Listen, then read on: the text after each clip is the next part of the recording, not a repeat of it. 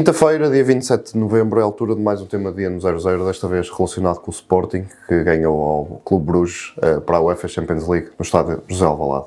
O meu nome é Miguel Freitas, estou aqui acompanhado por Pedro Jorge da Cunha, diretor adjunto de informação do 00. Pedro, bom dia. Bom dia, Miguel. Vamos falar aqui um bocadinho do Sporting. Comecemos aqui um bocadinho por um jogador que até nem jogou ontem, foi o Pote. A ausência do Pote foi bem superada pelos jogadores que estiveram em campo, que foram colocados por Rui Borges? Muito bem superado, Miguel. Estamos a falar de um dos jogos mais bem conseguidos por este Sporting do Rui Borges, não só nesta época, mas mesmo se juntarmos a segunda metade da época passada. O Sporting fez uma excelente exibição contra o Clube Bruges, muito competente, muito completa, e acima de tudo deu uma excelente resposta à tal ausência do Pote. Eu há cerca de 2 semanas no Ataque Rápido tinha colocado aqui um grande ponto de interrogação sobre a resposta que o Sporting daria sem um dos seus melhores jogadores, o Pote, não vou dizer o melhor jogador, seria excessivo, mas um dos jogadores mais influentes, e a resposta que a equipa deu foi de facto contundente, muito, muito positiva. Estamos a falar de um jogador que já traz só esta época 9 golos e 6 assistências, portanto uma participação muito forte no processo ofensivo da equipa, o quarto atleta com mais minutos também na equipa do Sporting, e uma influência que vai muito além dos números. É um jogador, como sabemos, que tem um compromisso muito grande com o jogo, é um bom malandro, como eu costumo dizer, daqueles que também contagiam os colegas, e o Sporting soube superar muito bem esta lesão do Pote, que não vai ser tão grave, que não é tão grave como nós inicialmente suspeitamos, felizmente para o atleta. Provavelmente já vai regressar a tempo de jogar contra o Benfica no Estádio da Luz, mas ontem contra o Clube Bruges o Rui Borges conseguiu dar muito bem a volta à equipa, e sem o Pedro Gonçalves o Sporting foi inteligente, foi paciente com bola, foi organizado, soube aproximar muito bem o Francisco Trincão do Luís Soares, continuou a ser muito forte nos espaços curtos e não perdeu nada sem ter o Pote em campo, o que de facto demonstra que a equipa nesta altura respira saúde, respira confiança, acredita muito no plano do jogo que o Rui Borges propõe no balneário, e parece-me que chega a novembro no melhor momento da temporada. Assim sendo, falaste do Pote, que jogadores é que merecem uma nota de destaque? Olha, eu gostei muito da exibição do Sporting do princípio ao fim, teve poucos momentos maus. Diria que aquela expulsão do Morten Hjulmand, que depois foi revertida, e bem, pelo VAR, foi o momento mais aflitivo do Sporting no jogo, porque estávamos a falar de uma expulsão que a acontecer seria logo ao minuto 8 e que deixaria a equipa em maus lençóis. Felizmente para o Sporting o VAR estava atento e chamou o árbitro para ver as imagens. Essa decisão foi bem revertida, a entrada não era para cartão vermelho, longe disso, e depois daí o Sporting partiu para uma noite de grande futebol, de muito bom futebol, de muito boas jogadas, muita confiança com bola, muita competência sem bola também, mas eu adorei a exibição dos 3 mosqueteiros que rodeiam o Luís Soares. Refiro-me ao Géni Catamo, ao Giovanni Kenda e ao Francisco Trincão. E a verdade é que eles jogaram os 3 ao mesmo tempo, porque Pote não estava, porque não tinha acontecido isto muitas vezes. O Rui Borges tem optado ou pelo Géni Catamo ou pelo Giovanni Kenda. Ontem juntou-os e de facto o Kenda e o Francisco Trincão fizeram uma exploração brutal dos espaços interiores, com movimentos indecifráveis, quase na sombra dos seus marcadores, com tabelas muito rápidas, combinações muito ágeis também. De facto, Kenda e Trincão muito fortes no espaço interior. O Géni Catamo ontem estava inspirado e fez coisas muito bonitas na direita do ataque, deu completamente cabo da cabeça ao seu marcador direto, foi fundamental no primeiro golo, por exemplo. E o Luís Soares é um achado.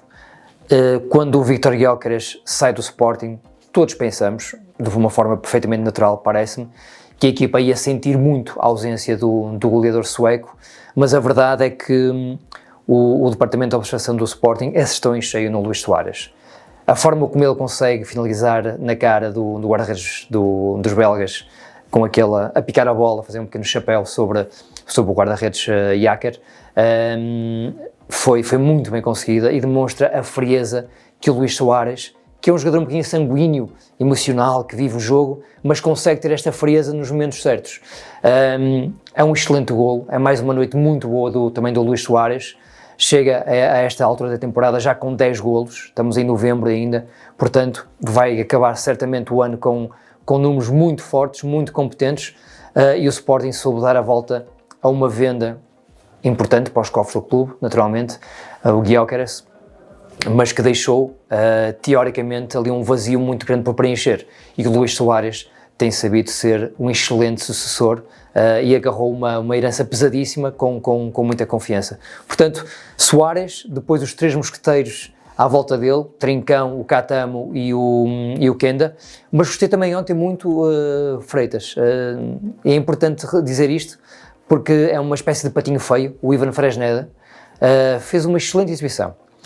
Quase como o terceiro central pela direita, a tapar muito bem o Tzolis, o grego do Clube Rouge.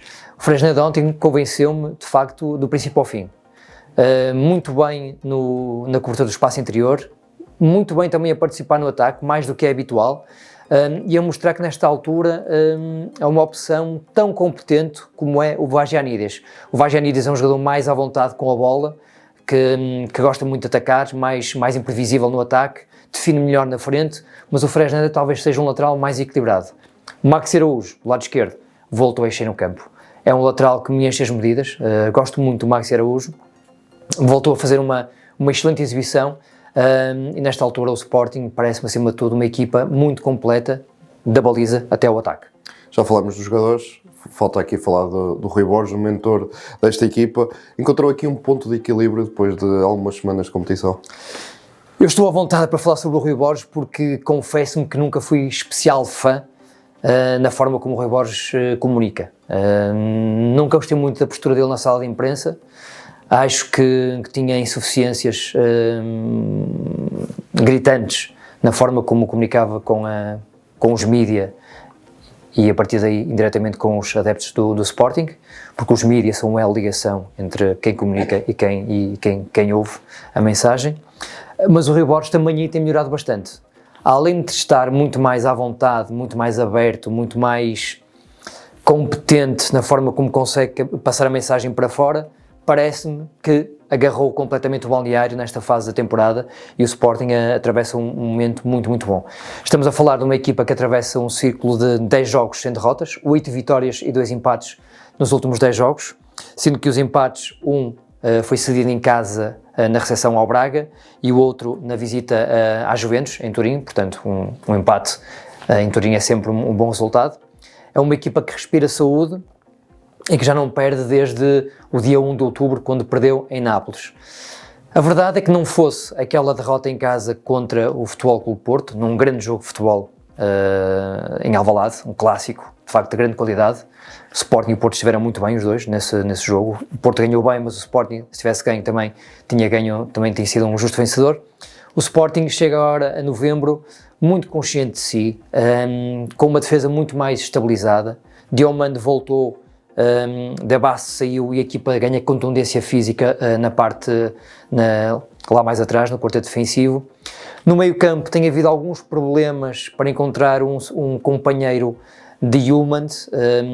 Koshorashvili desapareceu completamente das opções de Rui Borges, parece que nesta altura é apenas a quarta opção para o meio campo, atrás de João Simões e do Morita ainda. O Morita que, infelizmente para o jogador e para o Sporting, tem tido muitos problemas físicos, vamos ver se é desta que começa a encontrar aqui alguma estabilidade, mas o Rui Borges tem sido capaz de, perdendo o Gyökeres, que era a grande figura da equipa, tem sido capaz de encontrar um plano de jogo bastante interessante, muito apelativo, diria que até mais estimulante para quem analisa os jogos do Sporting, mais rico em comparação com o do ano anterior. Portanto, Rui Borges está de parabéns, chega a esta altura da temporada muito mais treinador, muito melhor comunicador e a merecer a minha nota mais do que positiva. Olhando para o Sporting de forma geral, mais especificamente na Champions, como é que ficam aqui as contas do Sporting quase na reta final desta caminhada? Pois, aqui se calhar chegamos ao único ponto negativo deste tema do dia. E porquê, Miguel? É verdade que o Sporting já chegou aos 10 pontos, o que é uma excelente marca, conseguiu ganhar todos os jogos em casa esta temporada na Liga dos Campeões, é a primeira vez que isso acontece, como o 0-0 também e o Playmaker apontaram ontem à noite. Está no 8º lugar nesta altura. Se a prova, esta primeira fase, acabasse neste momento o Sporting conseguiria qualificar-se diretamente para os oitavos de final, o que seria excelente. Basta dizer que o ano passado, época 24-25, o último classificado, o 24º classificado a chegar à fase seguinte, fez 11 pontos, o Sporting tem 10 nesta altura, portanto, as perspectivas, em teoria, são muito boas para o Sporting seguir em frente da Liga dos Campeões, só que há aqui um problema, e é o tal ponto negativo.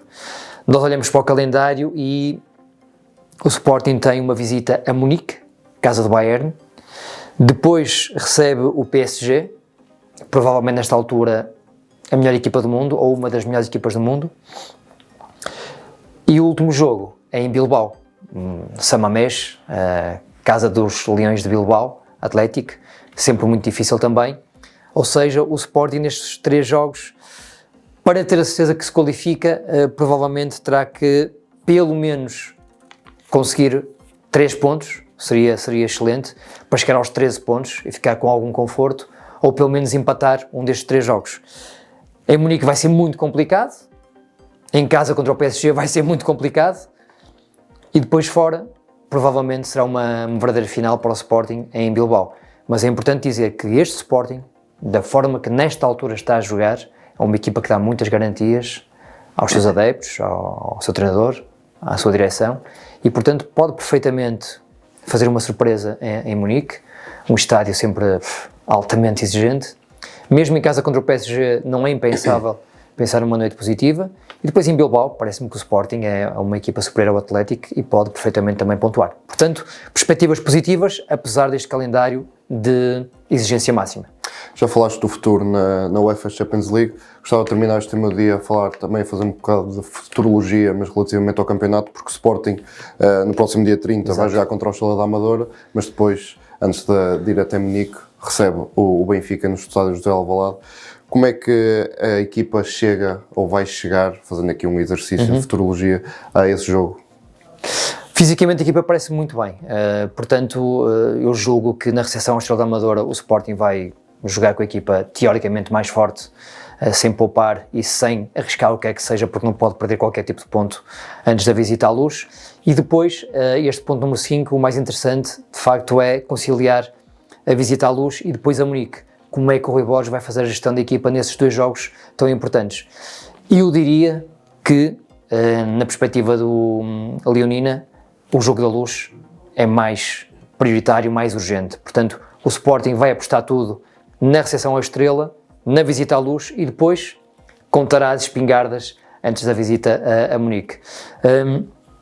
Se o Sporting ganhar à Estrela, como à partida acontecerá, pelo menos com um elevado grau de probabilidade, o jogo na Luz acaba por aparecer num período muito bom para o Sporting, de grande confiança, em que a equipa está de facto a ser convincente, e também no momento em que o Benfica, apesar de ter ganhado em Amsterdão e antes ao Atlético, parece uma equipa muito insuficiente, muito incompleta. Tu estiveste agora em Amsterdão, aliás, a acompanhar o Benfica e falávamos sobre isso. Apesar da vitória, não é uma equipa que nesta altura nos convença quando estamos a vê-la. Parece que falta sempre qualquer coisa, mesmo com bola e sem bola.